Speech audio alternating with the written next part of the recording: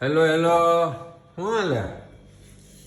અરે એમ થાય કે ભગવાન બે જ હાથ આપ્યા, ઘણા આપ્યા હોત ને તો ઘણું હાલે. તો મેનુ બતાવી દો ને. આજનું મેનુ જો, એક તો આ પાપડ શેકાય છે. હા, એક જ મિનિટ, આ પેલો નાખ્યો ને ચોટી ગયો. કઈ વાંધો નહીં. આપણે ચોટીનો ગયો એનો ઉખેડીને ખાઈ જાવ. હા, પાપડ શેકાય જો, ચણાની દાળ બની ગઈ. દાલ સરકારી છે, તરકારી છે કે દાલ તડકા છે? એ ખાધા પછી એનું નામ આપવાનું. અચ્છા. ચા બને જો ભાઈ, બધાય પૂછે કે ચા શું કામ, પણ અમારે ખબર નહીં. હવે કેદીથી આદત પડી ગઈ તો ખબર નથી, પણ બધાય જમવામાં મોટા ભાગે છોકરાઓને ચા જોઈએ જ. એટલે થોડી ચા હોય, જેમ આપણે દૂધ ને ખાઈએ ને, દૂધ નથી ખાતા પીતિયા લે. અચ્છા લે. હા, તો એવું છે. પછી જો અહીં ફાકી બને.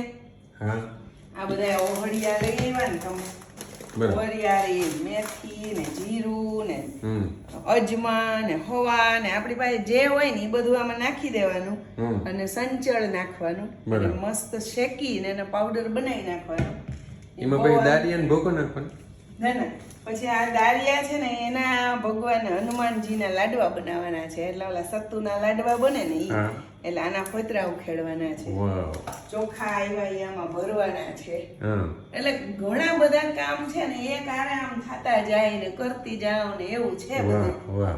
બાયુના કામ ખૂટે નહીં કોઈ દી. તો સારું લ્યો, આપણે તો મળીએ પછી. હા, રાઈસ બની ગયા હમ. અને છોકરાઓ પરોઠા લેતા આવવાના છે. વાહ તો આજનું મેનુ છે પરોઠા, ચણાની દાળ અને ભાત વાહ.